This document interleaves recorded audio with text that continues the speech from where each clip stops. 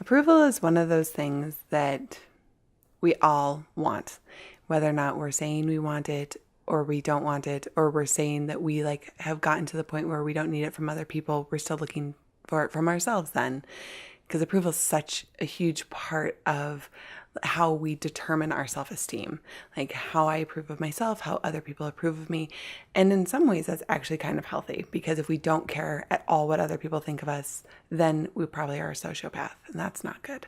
So it's normal to care about what other people think of you. And yet one of the things I noticed the other day is how much giving approval of other people actually feeds that place in me that there's the approval need. And it doesn't need to be approval of me. There just needs to be approval of the world, of people, of children. And I think that we withhold our approval because we have learned that it's actually maybe more intelligent, or we're better thinkers if we can see what's wrong. We're actually kind of geared that direction where that's shown as intelligent. Oh, you can see what was not quite right about that play, or what was not perfect about that song. We're critics because we've been told that's how we should be. But really, the other day I was driving down the street and seeing all these people just doing life, and I just extended approval towards them, being like, you're doing a great job walking to school, or you're doing a great job delivering mail, or you're doing a great job driving right now. You're not hitting anyone. Or, seeing a mom with her child and being like, you're being a great mom and you're being a great child.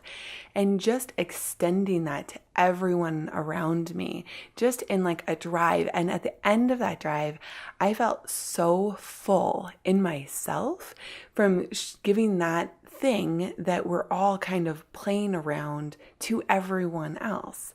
And sincerely, we don't need to criticize and find what's wrong with what everyone's doing. If instead we find what's right about what they're doing, most people really respond the best to that. And I've seen that from managing staff too. If you're like, oh, you're doing this wrong, you're doing this wrong, you're doing this wrong, most people don't love that feeling because they're already doing that to themselves most likely. And so if on the other hand, you can find all the things that they're doing right and point it out to them, like you're doing this right and this right and this right, they start to want to perform that way. And I feel that way even in my relationship with Peter, where, I could find all the things that he does I don't like he leaves the cupboard doors open in the kitchen a lot, and it makes me kind of crazy. But I have changed my focus from being like, you're leaving the cupboard doors open, to being like, you're doing such a great job at making food for the family. And that's what you were doing when you left those cupboard doors open. So instead of finding the thing that's wrong, really focusing on all the things that are right for that person and in life and in your own life too. And I started to extend that to myself, being like, I'm doing a great job. I am making this happen. I'm working through my own life, and I'm a good human, and I'm doing a good job. And I think that the more that I feel like for me at least, it started going outward first, and that was so much easier. And then it just trickled into my own self-talk. So I think sometimes we think, oh, I'm going to change the way I talk to myself, because so many of us have issues with that. And then I'm going to extend that outwards. And I think that that's a great way to do it too. But I think it actually works both ways.